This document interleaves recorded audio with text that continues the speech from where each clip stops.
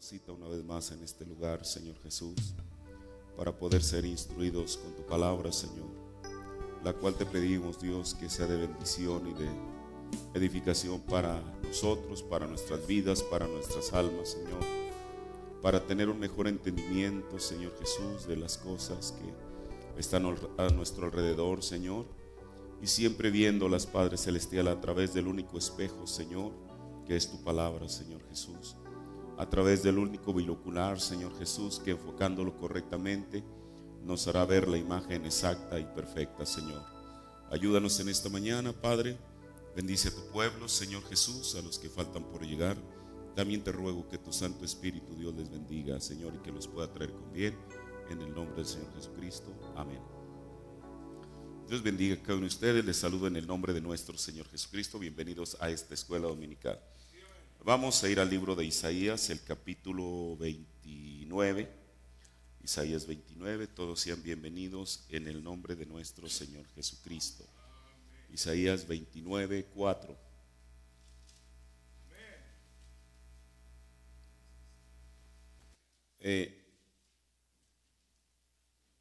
Aquí es una profecía. Usted sabe el libro de Isaías. Cuando habla de algunas profecías, aquí está hablando de Ariel y la Biblia describe como una ciudad donde habitó David. Y luego dice en el verso 4: entonces serás humillada, hablarás desde el polvo de la tierra, y tu habla saldrá del polvo, y será tu voz de la tierra como de pitón. Aquí en la versión 60 dice fantasma, y así dice la versión 60. Y tu habla susurrará desde el polvo. Amén. Toma su asiento.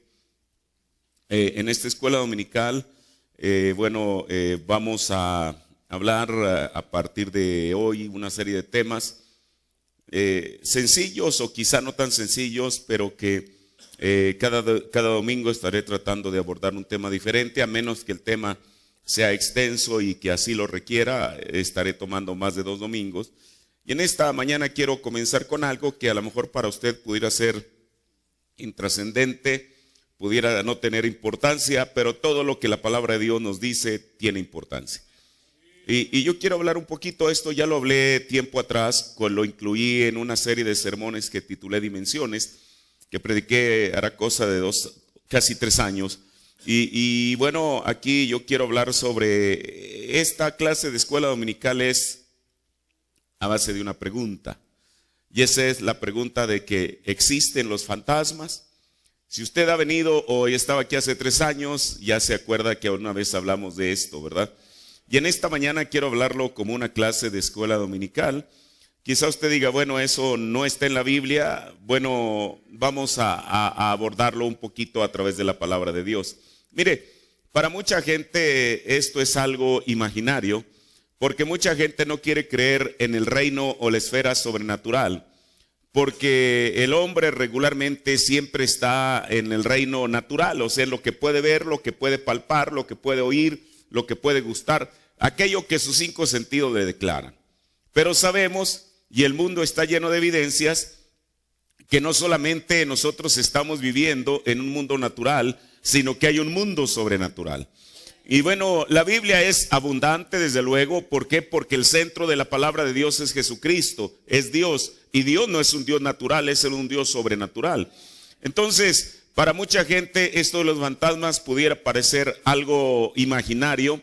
Pero mire, vamos a verlo un poquito desde el punto de vista de la Biblia y el mensaje. Mire, porque hoy en día, desde luego, quizá hay muchas voces desarrollando diferentes temas, pero a veces la fuente de consulta o es YouTube, o es Internet, o es cada una de esas cosas. Ahora, para mí son respetables, pero con todo y eso, nosotros venimos para ser instruidos de acuerdo a la palabra de Dios y al mensaje que Dios envió. Esas fuentes, yo no digo que no sean beneficiosas, pero después de todo, nunca serán una columna vertebral para ninguna doctrina bíblica. Son referencias y solo eso. Ahora, mire, bueno, primeramente, ¿qué es un fantasma? En el folclore es usted sabe, el ambiente de muchas culturas. Son supuestos, así le llaman ellos, espíritus o almas desencarnadas. O sea, algo que no tiene consistencia tangible. que se mantienen entre los vivos en forma perceptible, o sea que se pueden percibir, por ejemplo, tomando una apariencia visible, produciendo sonidos, olores o desplazando objetos. Para ninguno, voy a tomar esto último, para ninguno de nosotros es algo extraño, quizás si usted no ha tenido la experiencia, lo ha escuchado, que de pronto en su casa usted siente como que se cae ahí donde tiene los platos y eso, ¿no? O muchos ruidos como esos. Entonces la persona se levanta un poco, diciendo, a lo mejor hasta espantada, ¿qué fue lo que tiró aquello? Como si hubieran tirado toda la vajilla y se rompieron los platos ahí en el piso. Bueno, ¿de qué se trata? Y resulta de que cuando usted va al lugar donde supuestamente procede ese ruido, no hay tal cosa. Ahora, eso, bueno, quizá usted no haya tenido la experiencia, pero quizá alguien más sí la ha tenido. Bueno, entonces, eso, ¿cómo lo podemos explicar? Científicamente, ¿cómo se puede explicar? ¿De dónde salió ese ruido? Incluso, ¿de dónde salen a veces sonidos? Y a veces, ¿de dónde salen esas imágenes que se presentan? Bueno, le voy a volver a leer la definición. Son espíritus o almas desencarnadas que se manifiestan entre los vivos en forma perceptible. Por ejemplo, tomando una apariencia visible, produciendo sonidos u olores o desplazando objetos. Principalmente en lugares que frecuentaban en vida o en asociación con personas cercanas. Mire, yo creo que este tema tiene mucho todavía para hablar, ¿verdad? Tan solo ahorita al estar viendo esto que dice principalmente en lugares que frecuentaban en vida o en asociación con personas cercanas. Ahora, esta palabra procede del griego, que es fantasma, pero en vez de S es PH, fantasma, que significa aparición, espectro o espíritu. Eso es lo que significa.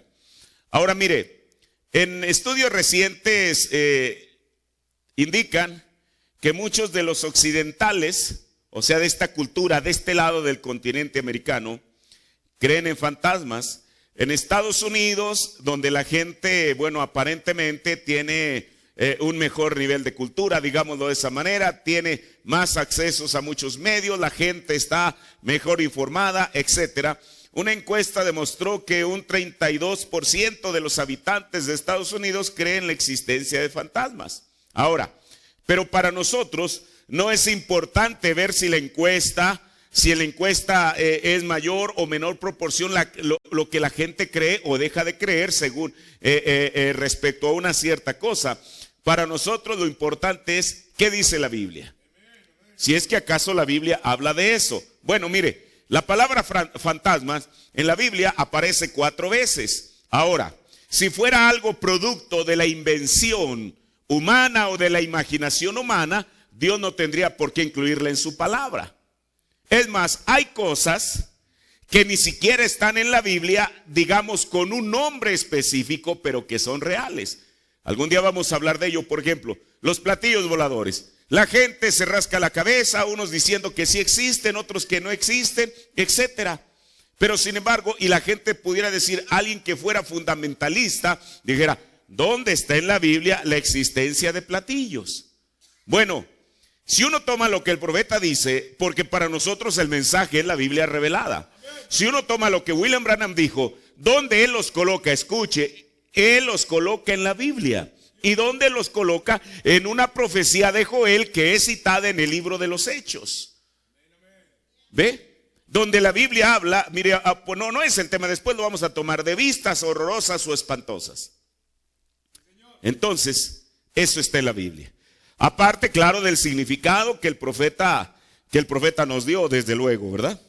Ahora, pero mire, voy a enfocarme a lo que es este tema, lo cual es fantasmas. Mire, veamos un antecedente. Todos sabemos que en una ocasión los 12 discípulos de Jesús estaban en el medio del mar tempestuoso de Galilea. En el entendido de que ese mar no es un mar en sí, sino que es un lago. Lucas es el que le da el nombre más correcto y él le llama el lago de Genesaret. Los demás evangelios, por lo general, uno lo dice en el lago Tiberias, pero todos le llaman regularmente el mar de Galilea. Lucas, siendo un erudito, él sabía que no podía llamar mar a algo que no es mar. Por eso es que le dio el nombre correcto y lo tituló como el lago de Genesaret. Muy bien. Ahora, en esa ocasión, Pedro en esa ocasión estaban los discípulos. Ahora mire, de muchos no sabemos bueno, algunos sí, otros no. Por ejemplo, Judas Iscariote solamente sabemos que era de la ciudad de Cariot, pero ¿a qué se dedicaba él anteriormente, antes de ser llamado por Jesús? No sabemos. De Leví o Mateo, bueno, sabemos que era cobrador de impuestos. De algunos otros no sabemos absolutamente nada de su antecedente, de qué familia provenían o a qué se dedicaban.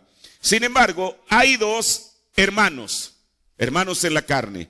Uno de ellos se llamaba Pedro y el otro se llamaba Andrés, que Jesús los llamó para su ministerio de ser pescadores.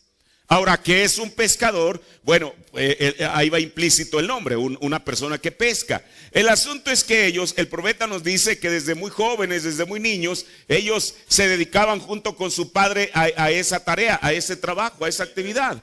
Eso quiere decir que desde pequeños estaban acostumbrados, estaban familiarizados con lo que era estar en el mar. Ellos sabían exactamente dónde podían encontrar, digamos, bancos de peces, no sé cómo se le llame, dónde podían encontrar, usted sabe, las mejores temporadas, porque aún para eso hay que saber los lugares y en qué condiciones climáticas. Por eso cuando Jesús en otra ocasión, Jesús va con Pedro y le habla acerca de pescar y dijo: Señor, toda la noche hemos pescado o hemos intentado pescar, mejor dicho, y no hemos atrapado un solo pez. Y eso que eran conocedores. Por eso cuando Jesús le dice: mira, échalo a tu derecha, entonces, y sacan aquella red reventándose de peces, Pedro sabía que había ocurrido ahí algo sobrenatural. Por eso dijo: Señor, apártate de mí, que yo soy un pecador. Ahora, entonces, en estos dos pescadores, de todo lo demás, ellos, mire, lo que quiero decir es esto: de todos los demás, quizá el mar les era un tanto ajeno. Bueno, lo conocían, pero no habían tenido la experiencia de estar cotidianamente en aquel lugar. Por ejemplo, usted sabe, hablando, claro, hoy con los medios de comunicación muchas cosas se conocen, pero hablando acerca del mar, cualquier persona que vive en la playa sabe que en ciertos efectos de la luna la marea crece. Ahora, eso no lo produce ningún hombre. Sabemos que eso es parte de las leyes que Dios estableció. Dijo el profeta: la luna es como un perro guardián. Dijo: y cuando la luna se da la espalda, entonces el mar intenta ir más allá de sus límites. Pero entonces la luna regresa y le dice: hey, quieto, después de aquí tú no puedes ir. Ahora, esa explicación tan sencilla es la que un profeta nos dio, y es creíble porque esta explicación obedece a las leyes que Dios ha establecido en su palabra o en su universo, en su creación. Ahora bien, entonces, estos discípulos que estaban en la mar, entonces la Biblia dice en el capítulo 4 del libro de San Mateo, el verso 18 y 20, dice: y andando Jesús junto a la mar de Galilea, vio a dos hermanos, Simón, que es llamado Pedro, y Andrés su hermano, que echaban la red en la mar, porque eran pescadores. Es lo que acabamos de decir.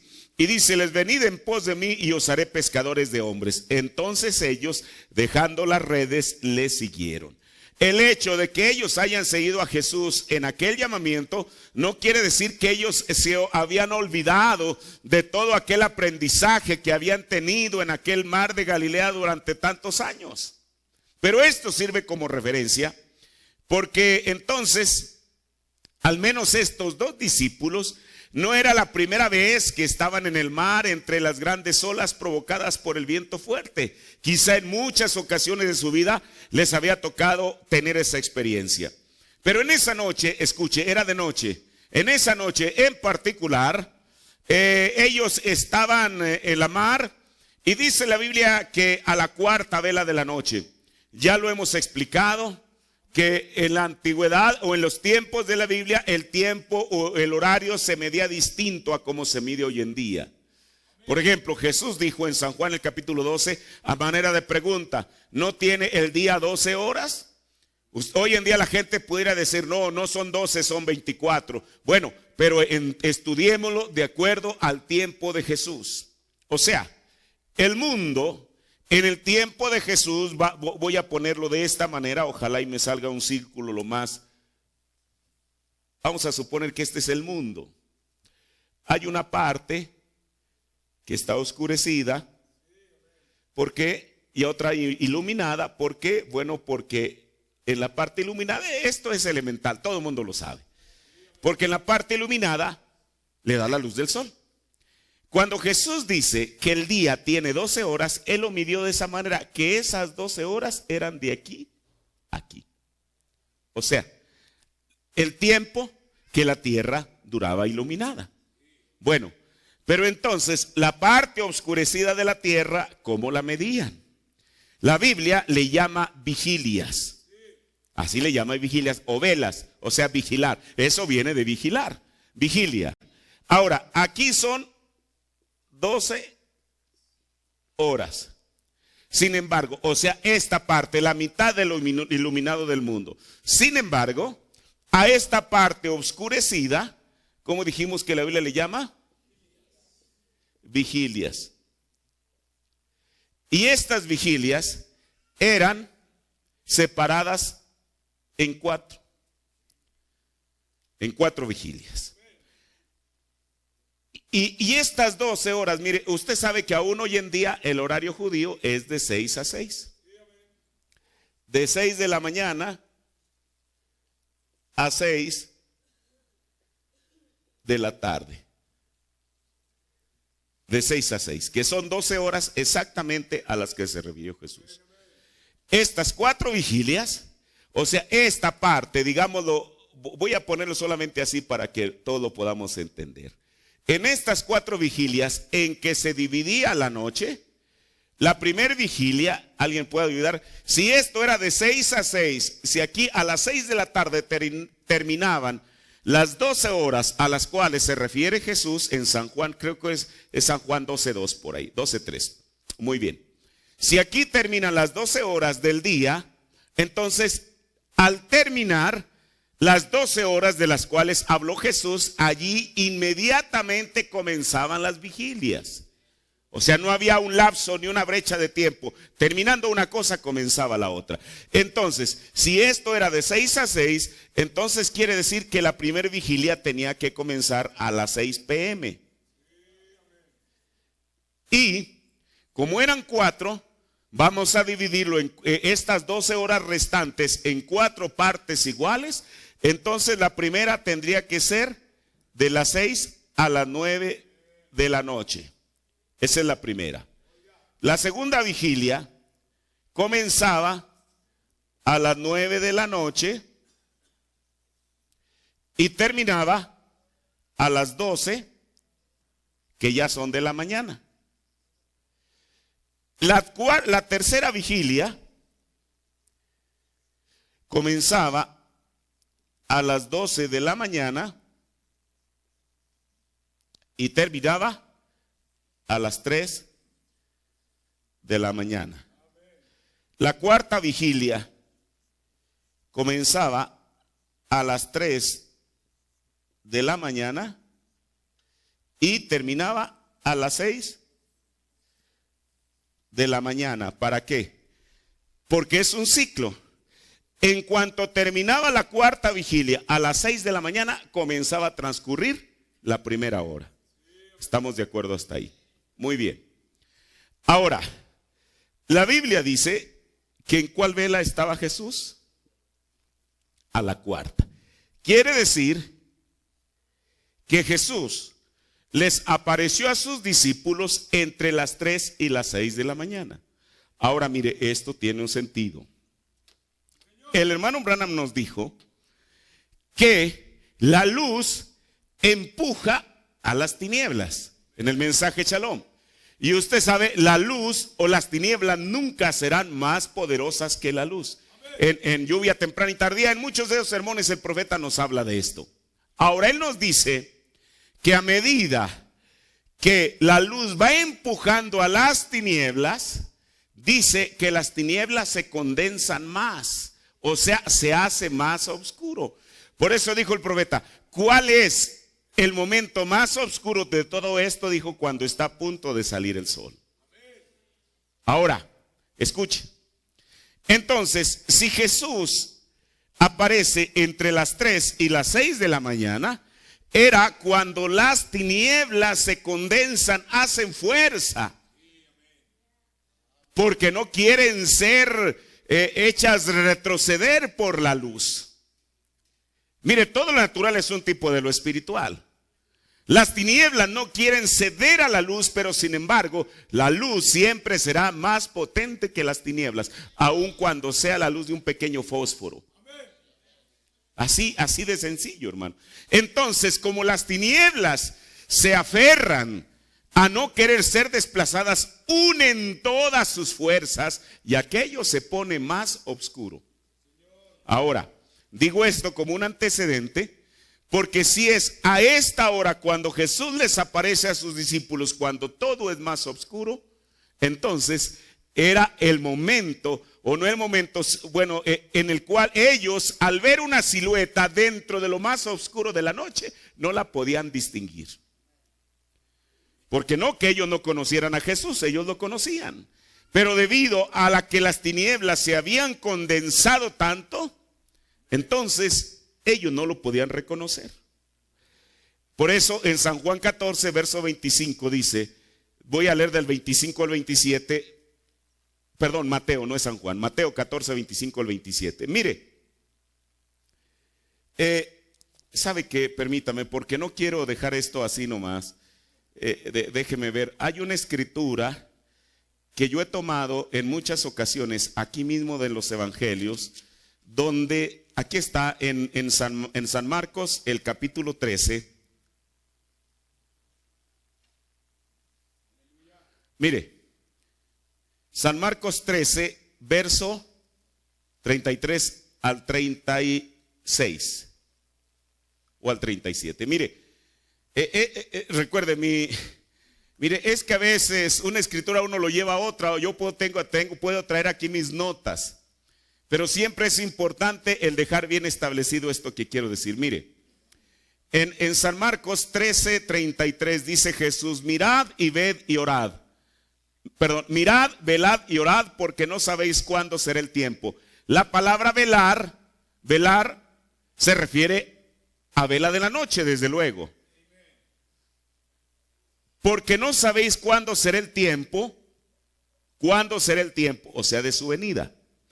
Como el hombre que partiéndose lejos dejó su casa y dio facultad a sus siervos y a cada uno una hora, y al portero mandó que velase. O sea, que estuviera vigilante. Velad pues, eso es para nosotros, porque no sabéis cuándo el Señor de la casa vendrá. Y aquí Jesús, en esta recomendación que nos hace de velad, recuerde, la palabra velar se refiere a algo que sucede, que uno tiene que estar a la expectativa vigilante, pero de noche. Y Jesús, Él parte, digámoslo así, lo que es la noche en 4, no solamente velas, sino que Jesús les pone nombre. Verso 35, velad pues, porque no sabéis cuándo el Señor de la casa vendrá. Si a la tarde, o sea, en la primera vigilia de 6 a 9, o a la medianoche, en la segunda vigilia de 9 a 12, o al canto del gallo, en la tercera vigilia de 12 a 3 de la mañana, o en la mañana, que es de las 3 a las 6 de la mañana. Entonces mire, ¿cómo es que Jesús la noche la parte en estas 4 vigilias de las cuales estamos hablando? Y dice, porque cuando viniere de repente no os hallare durmiendo. Mire, por eso todas las parábolas, todas las enseñanzas que habló Jesús tenían un sentido y estaban completamente basadas en un hecho real. Ahora, Dice, porque cuando viniere de repente no os hallare durmiendo. Y las cosas que a vosotros os digo, a todos las digo. Y habla una vez, dice, velad. Si usted se fija, en estos versículos, él menciona 3 veces la palabra velad. Ahora, regresemos a este pasaje de la Biblia, donde Pedro, donde la Biblia habla de ese evento cuando Jesús caminó sobre el mar. En Mateo le dije, Mateo 14, verso 25 al 27. Mas a la 4ª vela de la noche, Jesús fue a ellos andando sobre la mar. O sea, aquí. Cuando las tinieblas se condensan, cuando se hace más oscuro. Ahora, eso fue lo que dijo el profeta de Dios. Cuando eso se hace más oscuro, entonces, en esa etapa es cuando Jesús fue andando sobre la mar. Y los discípulos, viéndole andar sobre la mar, se turbaron, o sea, se espantaron. Y se espantaron diciendo, ¿qué es lo que ellos dijeron? Escuche, si voy a llamarlo así. Si dentro de la cultura judía no existieran los fantasmas, entonces no había razón por la que ellos confundieran a Jesús con un fantasma. ¿Es verdad? Además, ya la primera escritura que tomamos está en Isaías, que nos habla de ello. Ahora, entonces dijeron, fantasma es, y dieron voces de miedo. Y entonces en el verso 27 dice, mas luego Jesús les habló diciendo, confiad, o sea, no tengan miedo, confiar, estén seguros, soy yo, no tengáis miedo. Ahora, entonces, esto usted sabe que Jesús, el hecho de que fuera caminando sobre la mar, eso en sí es un fenómeno natural, o sea, un milagro, porque ningún hombre puede hacer eso. Va en contra de las mismísimas leyes que Dios estableció. Mire, yo le decía en aquella ocasión, y es una verdad.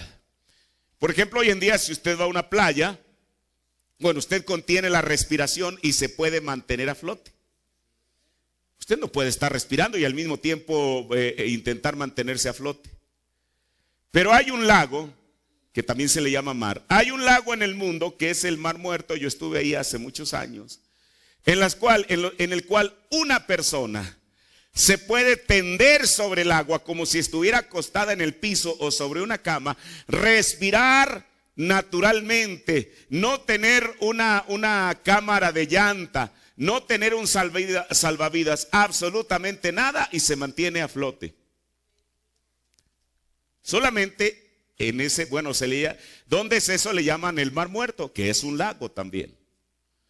Ahora, usted dice, bueno, eso podría ser posible en el tiempo de Jesús, que el mar de Galilea fuera un mar parecido al Mar Muerto. Quiero decirle que no. ¿Por qué? Todo el mar absolutamente tiene un cierto porcentaje de sal. Todos lo sabemos, y más aquellos que alguna vez hemos tragado agua en el mar, ¿verdad? Nadie nos lo ha contado, ya lo experimentamos. Pero el mar de Galilea, escuche, tiene un porcentaje tan elevado de sal que no permite que claro, me refiero no de pie, si yo le dije acostado, que si una persona se acuesta, no permite que se hunda. Eso es por la gran cantidad de sal que tiene. Y no solamente tiene sal, tiene otros químicos. Por ejemplo, ahí es un mar o es un lago, pero usted no encuentra ninguna clase de mariscos, peces, nada absolutamente. Porque la gran salinidad que tiene no les permite vivir. Ahora, pero este no es el caso del mar de Galilea. Jesús, al estar caminando, bueno, en el mar de Galilea no quiere decir que cualquier persona pueda caminar. Yo le repito, puede estar acostada, no de pie. Pero aquí Jesús no estaba acostado sobre el mar de Galilea. Él venía avanzando, venía pisando sobre las olas como usted pisa en esta mañana aquí. Y luego, entonces, Jesús viene caminando. Y entonces, el cuerpo humano de los discípulos, o su cuerpo, algún sentido de ellos, inmediatamente les dice que eso que ellos están viendo, y lo están viendo con los sentidos naturales, escuche, porque cuando estamos entrando a los fantasmas, esto es más profundo de lo que uno se imagina. Porque hay cosas que el cuerpo humano, hay cosas sobrenaturales que el cuerpo humano puede percibir con la vista, con el oído, con el tacto. Oiga, se me fue el tiempo, apenas estoy entrando en esto. Aquí me voy a quedar. Mire, entre algunos de ustedes a mí me han comentado, y quizá cuántos de ustedes han tenido la experiencia, que en alguna ocasión cuando están acostados en su cama, sienten que alguien está encima de ustedes y que el vientre o el pecho, que sienten como que se los está presionando y la gente no puede respirar. Yo lo he escuchado de algunos de ustedes, pero no solamente eso, sino que tratan de pedir auxilio y no pueden. Bueno, los médicos pueden decir, bueno, es que es esto y aquello y lo otro. Porque con esto termino. Mire, hay presencias sobrenaturales que la gente las puede ver con estos 5 sentidos. Pero hay otras presencias sobrenaturales que la persona las percibe y eso provocan una reacción en su cuerpo. Y no es algo fabricado ni premeditado. Es algo para lo cual, o es algo que está inherente al ser humano y que reacciona ante una presencia sobrenatural. Póngase de pie. En esta mañana, mire, pensé que iba a terminar, pero bueno, ¿sabe qué? A veces me extiendo en otras cosas, pero no por el hecho solamente de querer hacerlo, sino para colocar cada cosa en la Escritura. Vamos a orar. Padre, te damos gracias en esta mañana por este pensamiento de tu palabra. Te ruego, mi Dios, que tú lo pongas en nuestros corazones, Señor Jesús, y que esto sea edificación, Señor, porque todo lo que está en tu palabra siempre será edificación para nuestras almas, en el nombre de Jesucristo. Amén. Dios les bendiga. Tome su asiento.